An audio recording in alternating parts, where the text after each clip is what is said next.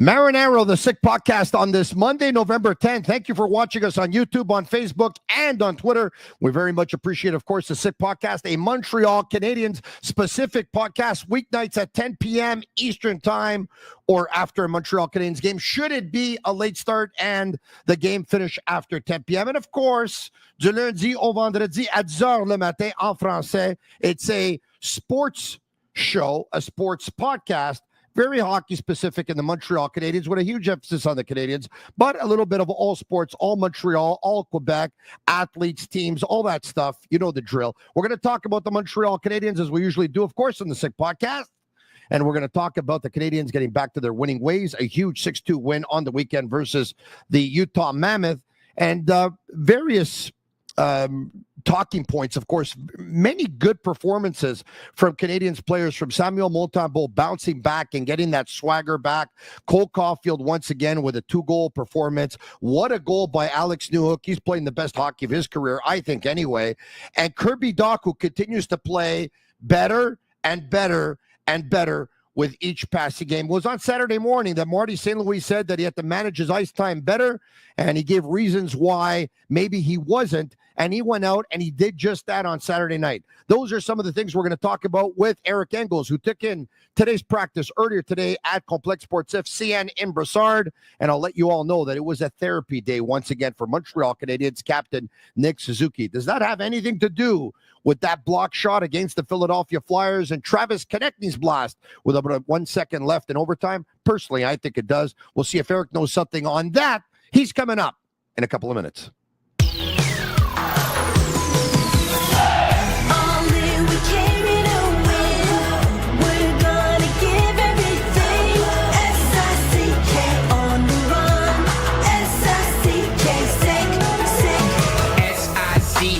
It's the sickest podcast. Tune in for the audio, or you can even watch back. Giving players all the props, or put them on blast. We don't give no hot takes, only talk facts. We're giving all our devotion, riding high on this wave of emotion.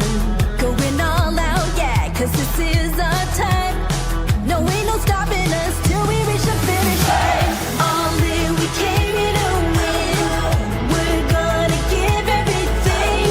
S-I-C-K on the run. S-I-C-K, sick. On fire, we're ready to fight. We'll bring the house down tonight. S-I-C-K on the run. S-I-C-K, sick. Play it on the car ride, play it when you lounge. X and O, you know that we can hold it down. Shout out to my man Sammy, got it off the ground. And to all the listeners tuned in right now, got debates, analysis, and speculation. This is sports talk for the new generation. You know where to find us, got a reputation. Sick Podcast, your #1 sports destination. We're giving all our devotion, riding high on this wave of emotion. Going all out, yeah, cause this is our time. No, ain't no stopping us till we reach the finish line. All in, we came here to win. We're gonna give everything. S-I-C-K on the run. S-I-C-K, sick. On fire, we're ready to fight. We'll bring the house down tonight. S-I-C-K on the run. S-I-C-K, sick. S-I-C-K, it's the sickest podcast. Tune in for the audio, or you can even watch back. Giving players all the props, or put them on blast. We don't give no hot takes, only talk back. S-I-C-K, S-I-C-K, S-I-C-K, S-I-C-K, S-I-C-K, S-I-C-K, S-I-C-K, S-I-C-K, S-I-C-K, S-I-C-K, S-I-C-K. All in, we came here to win. We're gonna give everything. S-I-C-K on the run. S-I-C-K, sick. Turn up your volume. Because you're about to listen to The Sick Podcast. with Tony Marinaro. 55 seconds left in the penalty, a minute and 27 seconds left in regulation time.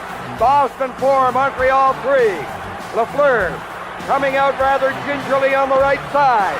He gives it into Lemaire, back to Lafleur. Oh! The sickest Montreal Canadiens podcast. You're in the fall! Sports entertainment like no other. Rejoint, on lui fait perdre la rondelle, une passe devant. Et c'est le dégagement et ce sera la victoire des Canadiens. Coupe Stanley pour les Canadiens. Le 23e de l'histoire. You found the dogs! John, you found the dogs! He found the dogs! And all together, they worked a young team to the top. And now, a 24th Stanley Cup banner will hang from the rafters of the famous Forum in Montreal. The Canadiens win the Stanley Cup. Brought to you by Energy Transportation Group. Driven to be different. Bittt. Embrace your true nature. And Playground, your premier gaming destination. It's gonna be sick. Marinaro, the Sick Podcast. We want to thank all of our sponsors, and I'm going to start with Energy Transportation Group, because Energy Transportation Group is a leading asset-light 3PL driven to be different from cross-border freight between Canada, USA, and Mexico to coast-to-coast shipping in both Canada and the United States. Energy moves it all. They're fast, reliable, powered by tech that delivers smarter logistics. If you need a real partner in transportation, contact the team at sick@shipenergy.com and see how Energy Transportation Group is changing the freight game. Also want to talk to you about Bittt Tibi, their new ultra lager. Refreshing, thirst-quenching beer, perfect for those cool fall days. Only 90 calories, 2 grams of carbs, 4% ABV per can, available in a pack of 6 and 12 in grocery stores all around the province of Quebec. Ultra light, ultra refreshing. Eric Engels standing by. I'll get to him in just a minute. Also talk to you about Playground. If you haven't really played poker until you've actually played at Playground, voted fan choice best poker room at the 2025 Global Poker Awards. Enjoy free drinks at every table. Everyone likes that. Free food at all cash games. It's pretty cool too. And daily tournaments, plus the biggest events in the game, like the World Poker Tour and the World Series of Poker. And don't miss your shot at the world record bad beat jackpot, now closing in at $1 million. Just minutes from downtown Montreal across the Mercier Bridge. It's Playground. Without further ado, let's bring him in, our regular collaborator on Mondays, Eric Engels. How are you? Eric Engels, presented by Allard et Emont, experts in heating, air conditioning, and ventilation since 1977. Yes, for nearly 50 years, since 1977, Allard et Emont has set the standard for HVAC service in Montreal. Their focus is simple, unmatched quality, dependable comfort for your home. Visit allardemont.com to learn more. Allard et Emont, experts in heating, air conditioning, and ventilation since 1977. Eric, how are you? Can you hear me? I can. Can you see me? I can. All right, we're off to a good start. We're off to an amazing start. This is the best start that we've been off to probably in about a year, to tell you the truth. I got to put this higher. You see it? I'm wearing a poppy also.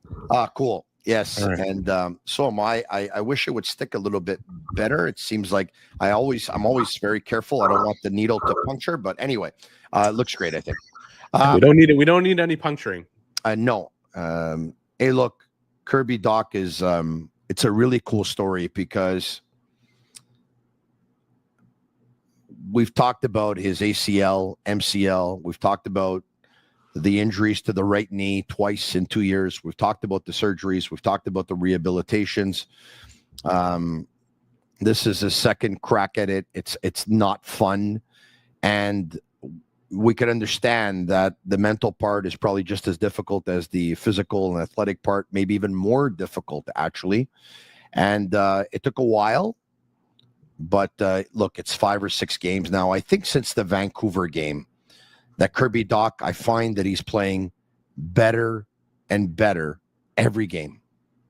Yeah, I mean, I like the way he was playing at the start of the season. He came back after a 3-game absence with a lower body injury in Edmonton, his home province, his hometown, close to his hometown, Fort Saskatchewan, and wanting to play a great game, and played bad and didn't like the way he played. And then the Vancouver game was the very next game where he played great, and he's been great ever since. How can you not feel good for a guy like that? You and I have had a lot of discussions about him over the last couple months.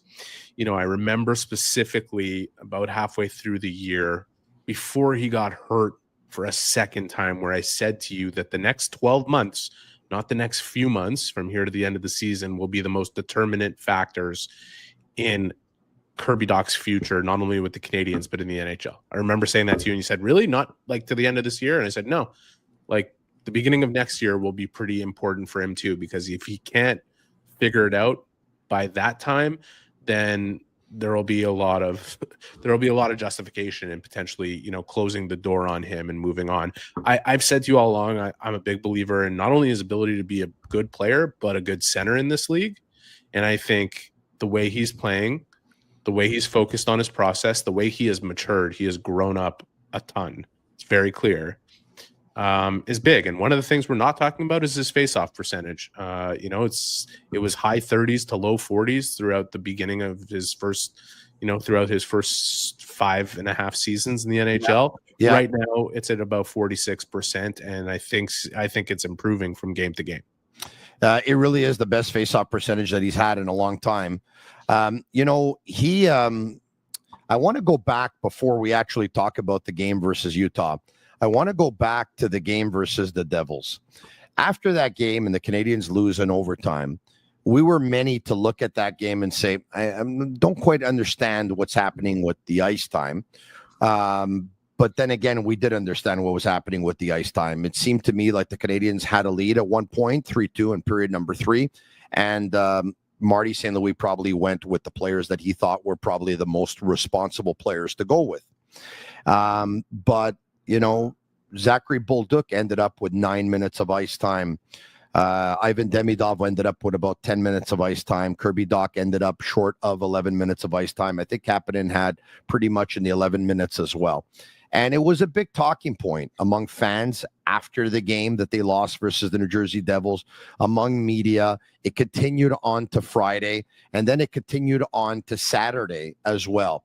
And I believe it was Saturday morning, in obviously in the scrum with not the scrum, but the press conference with the media, that it was brought up to Marty St. Louis in terms of ice time for the players. And I don't have the actual. Hang on, I just want to correct you here. Please do. You're right about everything you said. Yeah. Guillaume Lepage of NHL.com asked a question specific to Zachary Bolduc. He said, you know, how do you feel he's playing? And given the fact that he's been a little less noticeable and getting a little less ice time, what would you like to see from him? So Marty wasn't prompted specifically about ice time. Perfect. He was asked about Bolduc and how Bolduc can show himself a little bit more despite getting a little less. And I just want to say he started off by saying, you know, Bolduc, like the rest of us, has to focus on the standards. Yeah. And if all you're focused on is produce, well, you get away from that process. So, but then he took his own portion of accountability for Bolduc's lack of production of late and said, I have to do a better job managing the ice time. I have the exact quote, and thanks, Eric, for setting the record straight. Here's the quote. I could be doing a better job of managing ice time. This is the first time I've coached a team with this much depth. I have to do better job for certain players as a coach to manage how we roll lines. Sometimes I get caught up in matchups, the rhythm, and the penalties that happen in a game. As a coach, I could be doing a better job if I work on it, which is awesome, because I think if you're Zachary Bolduc and you hear that, and Marty St. Louis talks about the standards, I think if you're Bolduc and you take one long look in the mirror, you say, you know what, probably right. I'm not giving everything I have in the tank. I could give more. But then you probably say, yeah, but he could still give me more ice time. And then he comes out and he adds, and like you said, he added it. He didn't have to throw that in there. He decided to say, you know what? I could be doing a better job. I get caught up in the rhythm, the way the game's going, the penalties. First time I'm managing this much talent. I have to do a better job of managing ice time. And then what happens on Monday night? Zachary Bolduc, I think, responds with a better effort. Marty St. Louis gives him much more ice time, and he ups him to 15 minutes and 8 seconds. Kirby Dach goes to 15:56. Oliver Kapanen goes to 13:55. Ivan Demidov goes to 13-18, so up about 2.5 to 3 minutes for him as well. And the guy who got the least amount of ice time was Joe Veleno. Maybe we'll talk about him a little bit later, or maybe we won't. But long story short, Marty St. Louis, like you said, Eric, added something and gave his guys more ice time on Saturday night. Well, a couple things. So I spoke to Zach Bolduc this morning. Yeah. And I said, were you aware of the coach's comments Saturday morning? He said, yes, I was. He heard the comments before he dressed for Saturday's game. You know what Marty did for Saturday's game? And it helped that, as Marty admitted today, that Utah ended up dressing the Lawson Krause line to start the game. What line started each period for the Canadiens in Saturday's game? It was Bolduc's line. The line Bolduc was on. And who else started? Alex Carrier and Arber Xhekaj, who's the other guy who's been getting short shifted more than anybody else on the Canadiens. Yes. Yeah. And when I asked Marty about that, and I said, well, was there a relation between your comments and making that decision? And he said, well, they started that line and I wanted Susie's line against, Nick Suzuki's line to play against the Schmaltz, Keller, Cooley combination, who they were matched up against. He didn't say specifically those words, but he made it clear that because Utah started the line they did, they didn't have to start the Suzuki line. But he said, but it gave me the opportunity to start Bolduc's line, and I took advantage of it. And I was thankful for the opportunity, was I think what he said specifically. I want to find the exact quote. I literally just wrote about this. It's in my article. Yeah. Anyways, I will find it, but I'm pretty sure he said was thankful for that opportunity. What does that tell you about the coach? Like the accountability he showed and admitted in publicly admitting this is something I have to do better is one thing, but to back it up, when an opportunity is presented to him, and the fact that he used the words "thankful for that opportunity," I'm almost positive. I don't want to go off. We actually have the clip. Okay, let's listen to it. Yeah, play it. Conversation in the morning. You started Bolduc's line and Dach, and you started Xhekaj, and you did it in all three periods. Is it related? If not, what's the reason that you started those? Yeah, well, it actually looked really good, right? But, it was more like, who they started on the other side too. It gave me an opportunity to do that, and I took advantage of it. Okay, so is there no connection at all, or there's a little part of it, the opportunity to give them? I would say it's a little bit of both, but, based on who I wanted Susie to play against, it was the right move. There you have it, Marty. Yeah, so he didn't use the words thankful, but he was thankful because it not only gave him an opportunity to back up his words from earlier in the morning that he was going to manage the ice time a little bit better. I think he was thankful for the opportunity to make two guys who had every reason to be feeling a little less relevant to the team feel more important. It's a big deal starting the game. And I spoke to Bolduc about it, and I spoke to Xhekaj about it. It's a big deal to them starting the game, starting each period, getting a chance to get into rhythm right away and feel important to the team at a time where they had every reason to feel a little less important. And that says a lot to me about who Marty St. Louis is as a leader. He is a natural leader. He's not just an appointed leader. He is a natural leader who is accountable not only to the people who are above him, who have hired him, but accountable to his players. And I think that's big. I love what he said on Saturday morning because, like you said, he was asked about Bolduc and what Bolduc needs to do, and then he goes out of his way to add that he could do a better job of managing the ice time. He's honest with everyone and telling them that he's never coached a team that have that much talent before, and that sometimes he gets caught up in the rhythm of the game, and sometimes he gets thrown off by the penalties and all that stuff, and he gets caught up, and that he has to get back on track, and if he works it could be better. I love what he said. It shows, I think, a lot of humility.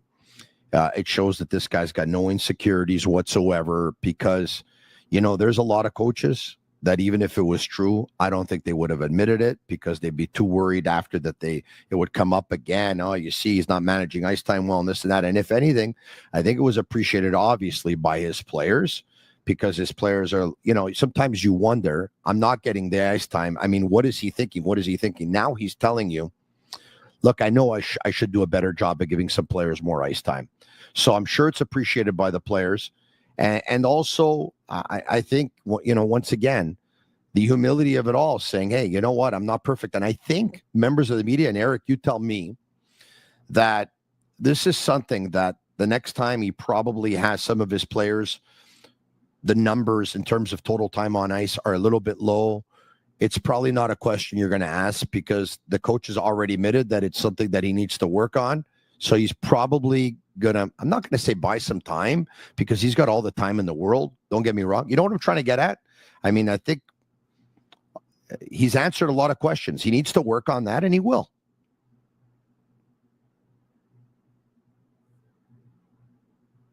I don't hear you, Eric. Do you hear me? Can't hear you. I think Eric cursed everything when he said, you hear me? You hear me? I think Eric cursed everything. Why don't we put him on hold? Let's put Eric in the green room. It'll give me an opportunity to actually talk to you about one of our sponsors. And we have a great contest going on. Okay. Actually, we got a great contest going on. You have to hear this. First of all, if you have a chance, go on the Instagram page of Point S. Go on the Instagram page of the Sick Podcast, and you can even check out GT Radio. Point S and GT Radio are offering you the chance to win a new set of GT Radio winter tires, plus free installation at a Point S garage, a total value of $1,000. In order to participate, go to the Sick Podcast Instagram page, like and comment on the pinned post below. Follow the Sick Podcast and Point S on Instagram. The contest ends November 16. Point S, your trusted garage for complete vehicle care. Canadiens and the Los Angeles Kings are going to battle tomorrow night at the Bell Center. As a matter of fact, the Canadiens are going to play their next 3 games tomorrow night versus Los Angeles at the Bell Center, Thursday night versus the Dallas Stars at the Bell Center, and Saturday night versus the Boston Bruins. Who do you got, Canadiens or the Kings? Go all the way with Betway. Get a deposit matchup bonus up to $300 on your first deposit. Scan the QR code on the screen or click on the link in the details section to create an account. Redeem your welcome offer. Offer is only available for new customers. Terms and conditions apply. Offers not available in Ontario. Must be 18 years of age and older. And please play responsibly. In ending, you know all insurance isn't created equal. You know where to find the right solution for you. Accent Insurance. Accent doesn't sell insurance. They shop insurance for you to find the right product right on the money, whatever your insurance needs, home, automobile, or business. Call 514-363-3636 or visit their website, www.accentassurance.com. All right, okay. Do we have Eric back yet? If we don't, that's okay. We're working on it. What I can do in the meantime is I could talk to you about some of the ice time that the Montreal Canadiens players got on the weekend because we were talking about it. Actually, Eric is back. All right, Eric, I was going to go into some of their ice time, but let's continue. I was just saying, I think the players very much appreciated Marty St. Louis' humility. I think members of the media did as well. I think the fan base did as well. It shows a lot of confidence. It shows that this guy's definitely, one thing you can't say, he's definitely not insecure. I'll tell you that right now. And so he recognizes he's got something to work on, and he's going to do it, Eric. And he's not a showman. You know, one of the things that Arber Xhekaj said to me today was Marty will come in the room sometimes and say, you know, something that just happened, that's on us, the coaches. How many coaches do that? How many coaches do you think walk into their NHL room in between periods and admit to a mistake that happened in the game, or an adjustment that wasn't made, or an adjustment that was made poorly, or whatever it is? Yeah. And I asked Marty about that today, and he said, if I'm going to ask my players to self-assess with honesty, I got to do the same thing. I have to own it when I make a mistake, and I own it with them. I think that is the central tenet of leadership. Mm-hmm. It's like if you were playing soccer or hockey. Let's just keep it with hockey. Like, we all played hockey with that kid who was on the bench who was, you know, telling kids to do stuff. Go to the net. You guys got to go to the net, but he never does it himself. Like, that doesn't wash. That doesn't work. That leadership doesn't work. If Brendan Gallagher turns to his Montreal Canadiens teammates and says, guys, we got to get to the fucking, excuse my language, we got to get to the net. Don't worry about it. It's a podcast. That's how he would say it. So I'm just quoting Yeah. Brendan Gallagher. Yeah. You think any of them are looking at him and being like, well, I don't know, like, he never does. Like, no, they're looking at him and saying, if he's saying it, we better do it. Like, that is leadership. And I think Marty St. Louis, with everything he does, you know, he talked also about we're not perfect and we're chasing perfection, knowing we'll never get there, and we're all vulnerable. He uses the word we. He doesn't put himself above the team. He is in a position that puts him above the team.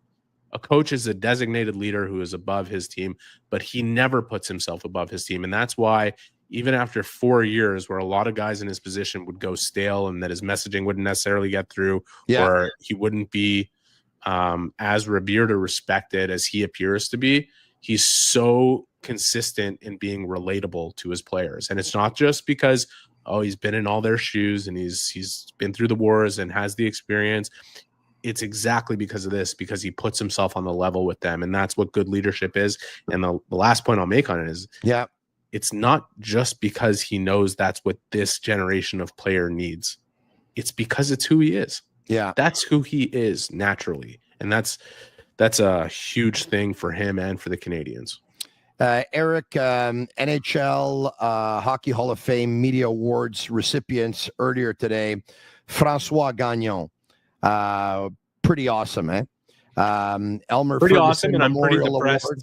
I'm pretty depressed I'm not there to celebrate with him. I was on my way to Toronto for the Hockey Hall of Fame and for the GM meetings, and my flights got canceled, and so it's a bit of a disaster.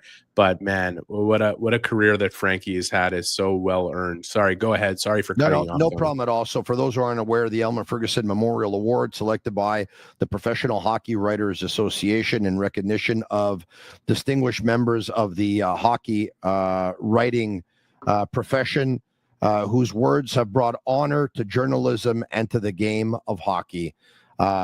A very deserving award for our friend Francois Gagnon, who God knows he's worked really, really hard to get to this point. So congratulations to him. I think today must have been like an absolutely unbelievable day for him, obviously.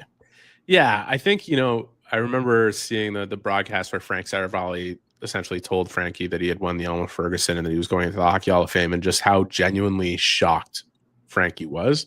Yeah. It's very emotional. Obviously, a lot. Obviously, so right.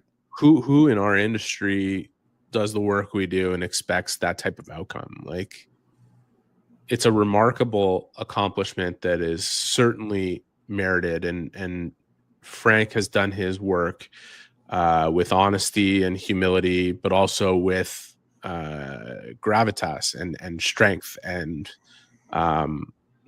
no apologies. Essentially, he is not someone who will just put out the popular opinion to win himself favor with fans or with anybody who he's dealing with. And I think that makes him a journalist of the highest integrity. And he also, in general, as a person, doesn't take himself so seriously that he can't have a laugh at his own expense. And he's a good guy and a really good reporter who's done great work over the span of decades for different people, and one of the people that I've looked up to in my time. And I'm so proud of him and so happy for him and his family. What an honor.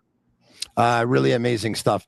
Eric, practice earlier today, therapy day for Nick Suzuki.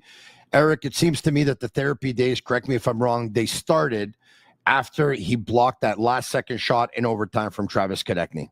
Yeah, it definitely didn't hit him in a comfortable spot between it looked like right on the fibula, right? The outside part of your lower leg, which I've broken before. It's like the smallest bone in your leg, so it can break pretty easily. I certainly don't think he's playing through a fracture, but that I'm sure that the contusion is it could be one of the reasons he's out. I don't know what else he's dealing with, because the guy never seems to miss a shift. Practice is pretty rare, and now it's 2 that he's missed. But I wonder if it's him or more them just saying, hey, like, just take your time with this. He certainly, since blocking that shot, hasn't quite looked like himself. And it speaks to how great of a player he is, that despite not looking quite like himself, his point streak ended in New Jersey.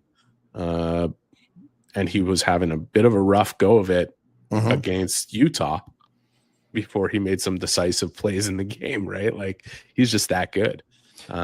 Keep him healthy. Keep him as healthy as he possibly can be. Keep him off the ice if you have to. I doubt he's volunteering to do that. Yeah. But if he is, it's self-preservation for the team, for the benefit of the team, not for himself. So it's I like the mentality behind it. Once again, Nick Suzuki was drafted 13th in his draft year by the Vegas Golden Knights. Kirby Dach was drafted 3rd overall in his draft year by the Chicago Blackhawks. Now, every draft year is different. There's different talents and different players that go in every draft year.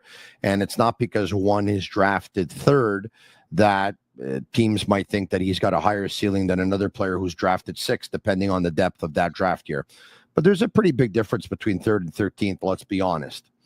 There are some who thought that Kirby Dach could actually be the number one centerman for the Montreal Canadiens once upon a time because he had a lot of tools. 6'3.5", 215, 220, whatever it is, long reach, nose for net, and a very, very high ceiling. Up until now, Nick Suzuki's been that guy, and he probably always will be. So now the big question is, can Kirby Dach be the second line centerman? I've stated on more than one occasion that I was not sold with Kirby Dach at center. And up until recently, I thought that he could probably make for a better winger than he can center. I want to add now that the last 5-6 games that he's shown me at center started to make me think that he can be one.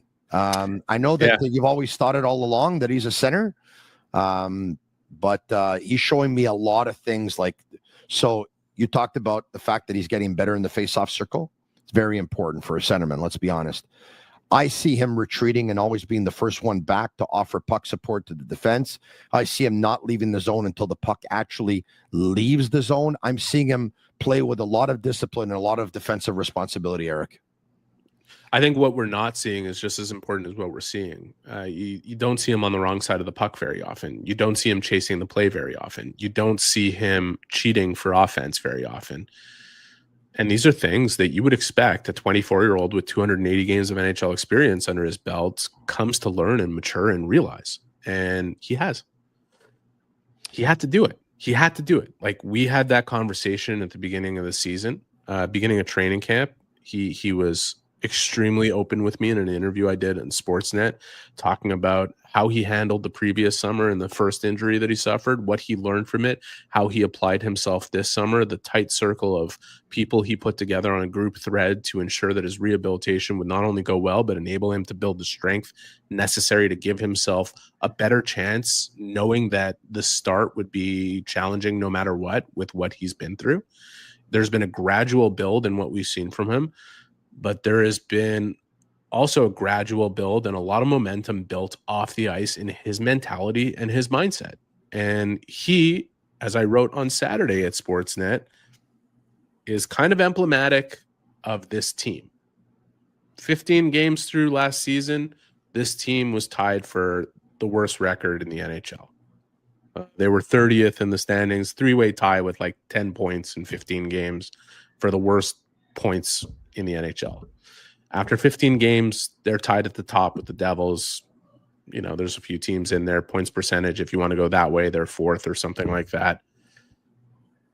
Kirby, through his first 15 games last season, was minus 14. And he earned that with the way he played. He was very focused on points, on trying to reestablish himself in the pecking order by producing. And a lot of the process went out the window. And he grew up over the summer. And he's showing it now. And the Canadiens grew up a lot from last season to this one, and they're showing it now. And I think if there's I think it's up there for one of the better storylines of this Canadiens season in the early going. There's a clip actually that we're going to get to right now regarding Kirby Dach the last couple of years being tough and getting support from the team. Let's see if we can hear that.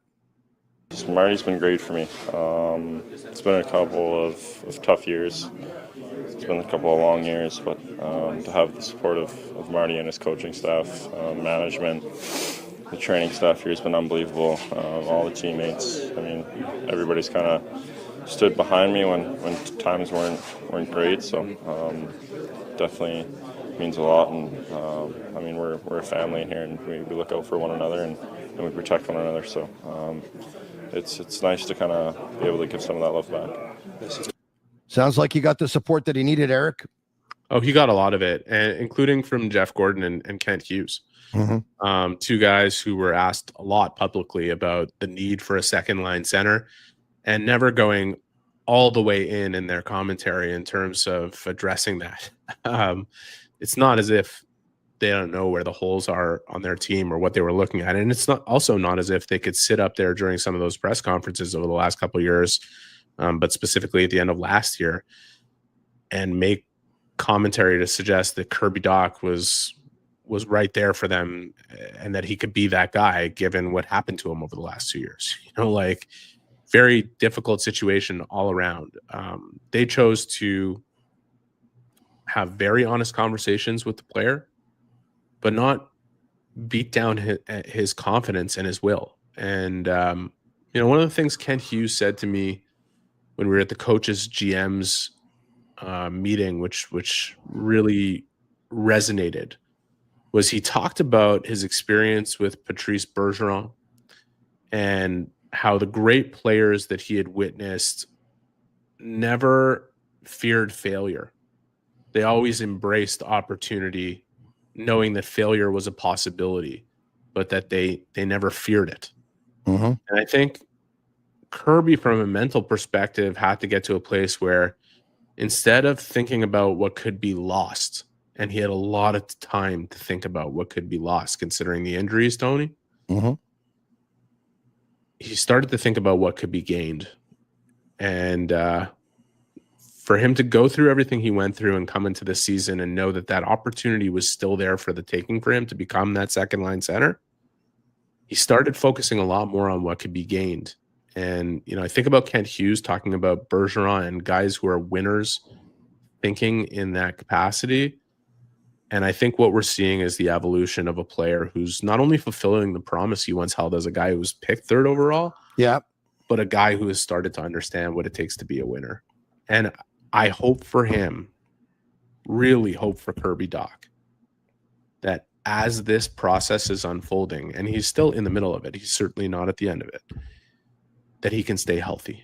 Because it seems as though over the last few years, every time he's taken a positive step forward, some awful thing happens to him.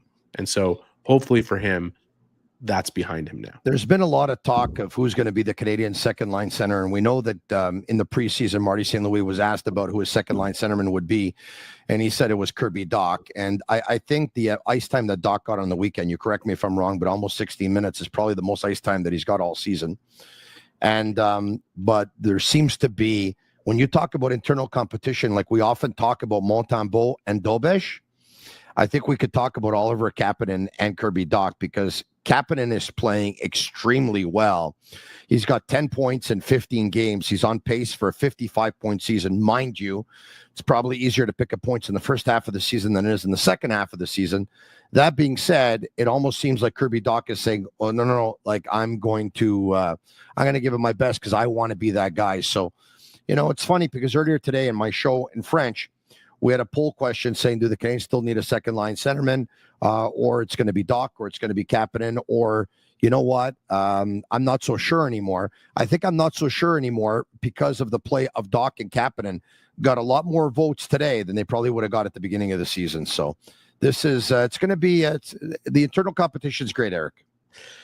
Look, if you're the Montreal Canadiens and you have the opportunity to get your hands on a player who is much more proven in that specific role, what you're getting out of Kapanen, Dach, and Newhook, who I'll throw into that pile because he plays a lot of his responsibility on the ice is from the center ice position, whether or not he's taking draws that are exclusive to the left side of the ice or not. He's often first guy in, first guy back in that role. Like, that's just the way the game's played now. What they're getting out of those players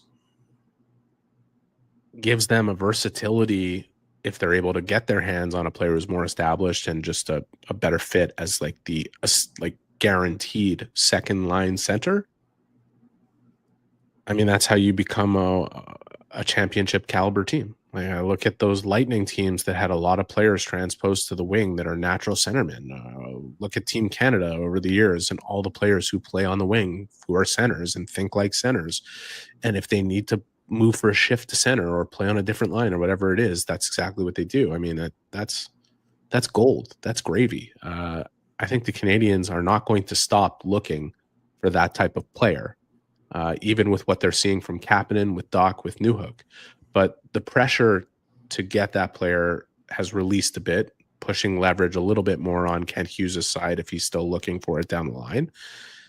And if they do inevitably get that player, with what you're seeing from those other guys, they're going to become the exact team that they hope to be, a team that can compete and contend for the Stanley Cup year over year for a long time. I think we have Marty St. on accountability to his players. Do we have that?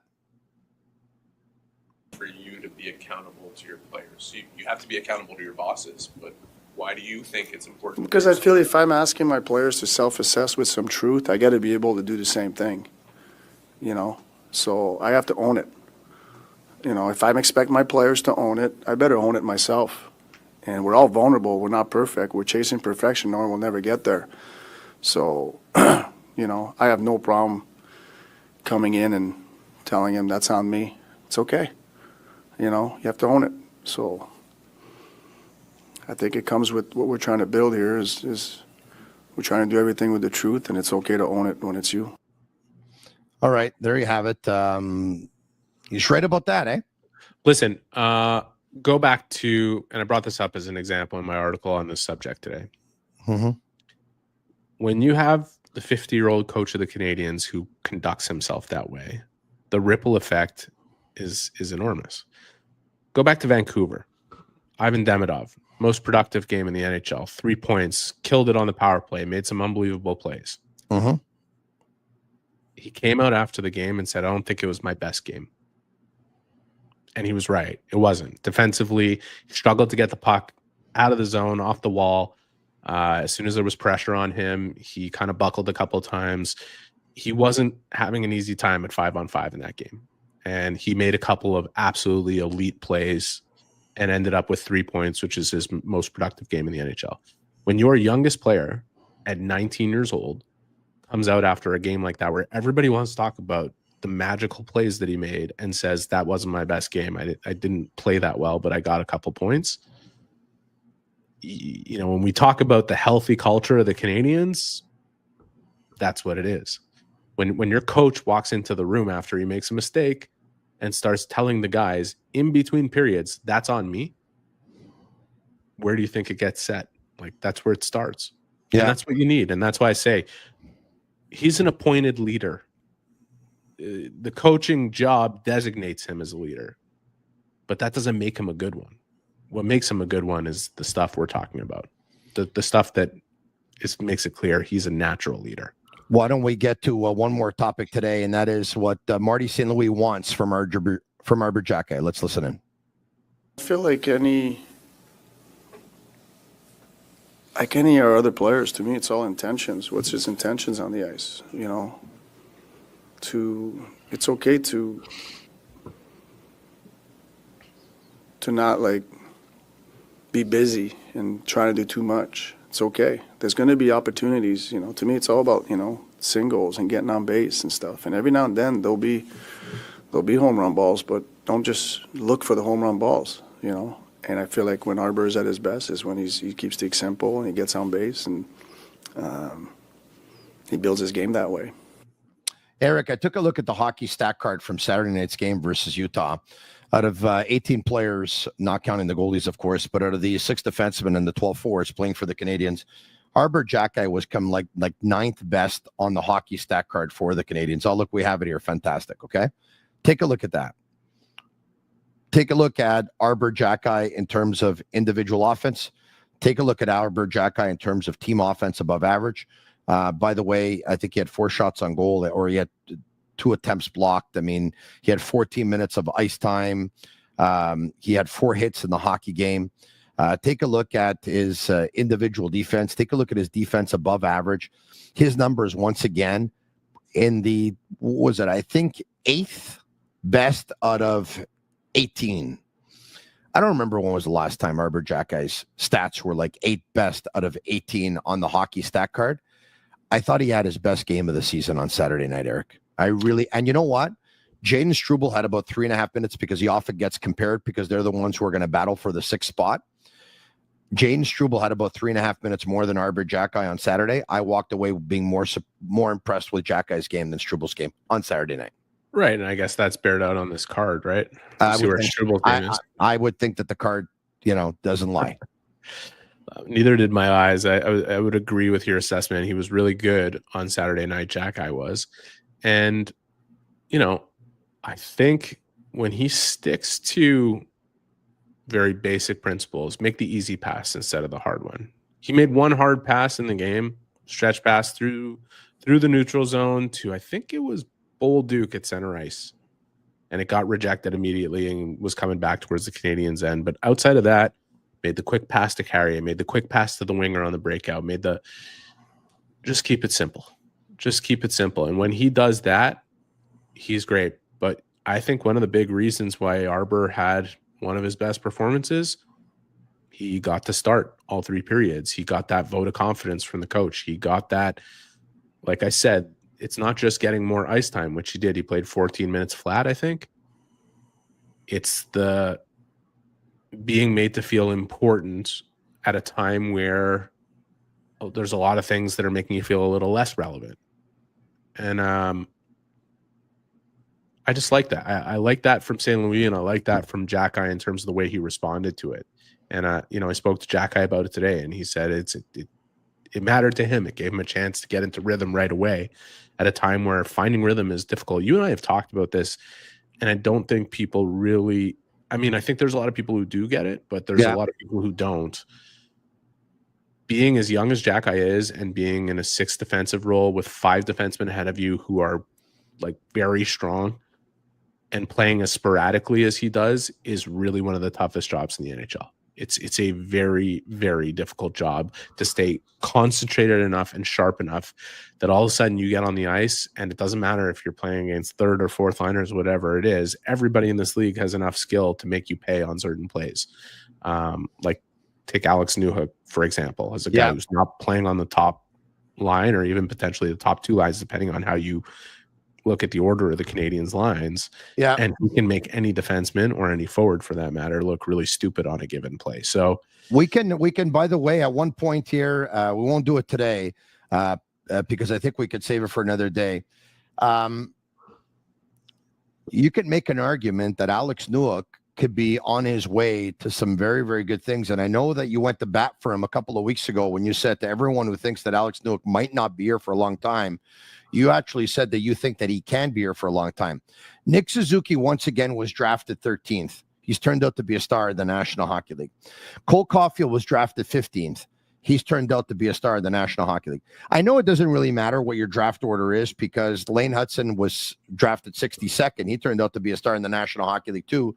But Alex Newhook was drafted 16th, and he was drafted 16th for a reason because the Colorado Avalanche saw a lot in him when they scouted him at Boston College playing for Jerry York.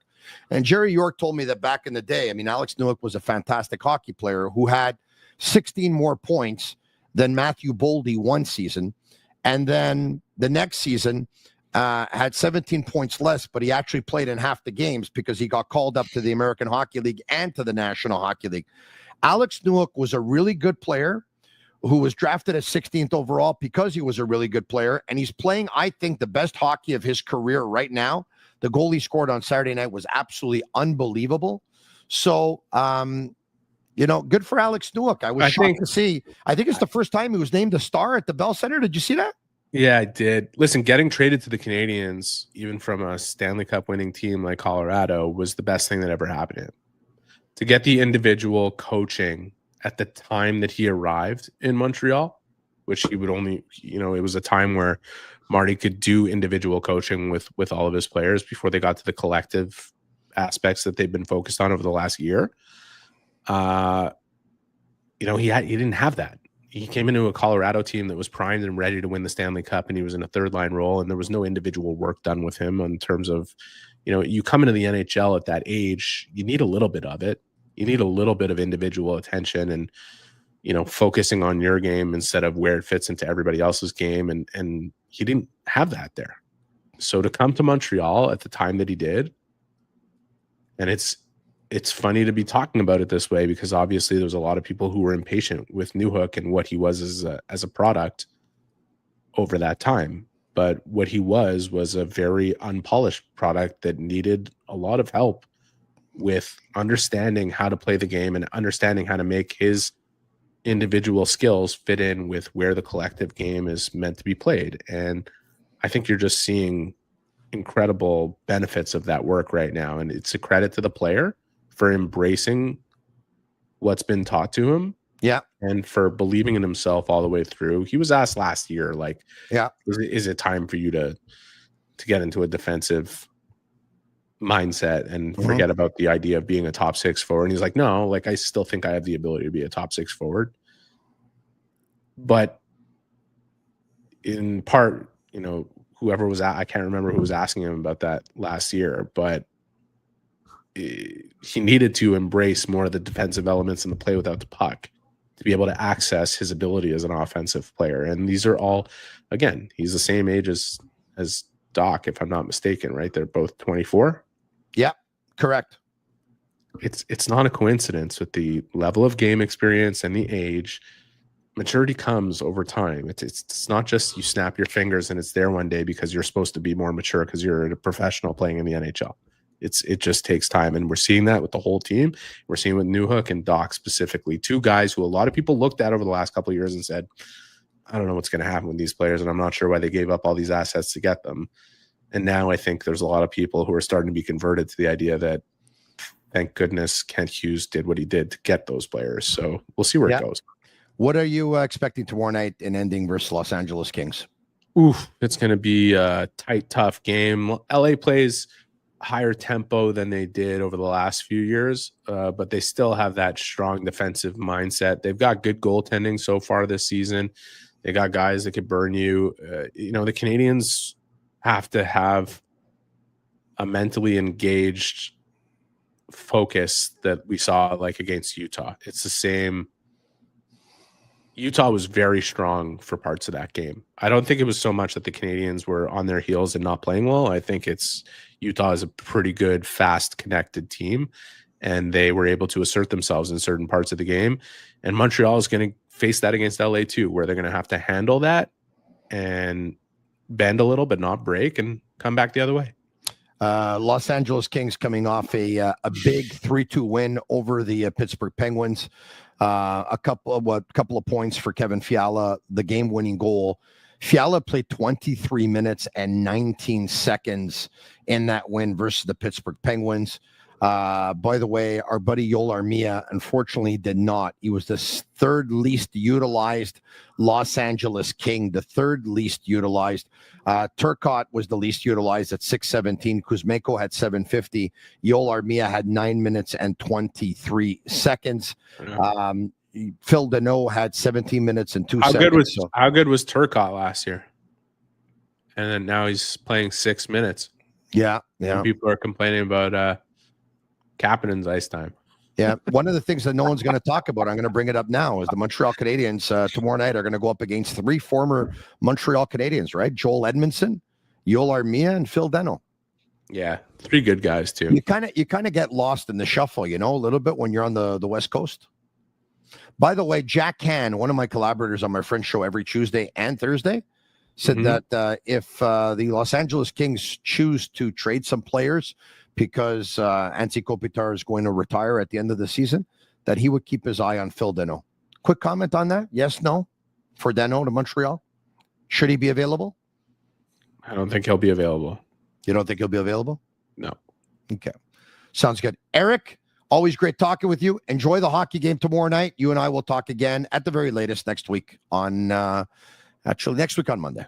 Thanks, Tony. Cheers. We'll talk to you soon. There you have it. Eric Engels is Sportsnet at sportsnet.ca. Hope you fully enjoyed the Sick podcast today. Eric, once again, is a regular collaborator on Monday. Tomorrow night on Tuesday, following the Canadiens and the Los Angeles Kings, I'm going to be with Pierre Maguire and Brian Wild and Maxime Lapierre. So Pierre and Max at a distance. Brian too, but Brian will be at the Bell Center. He'll go into the locker room at the end of the game. He'll talk to some players. He'll send over some video and some clips for us.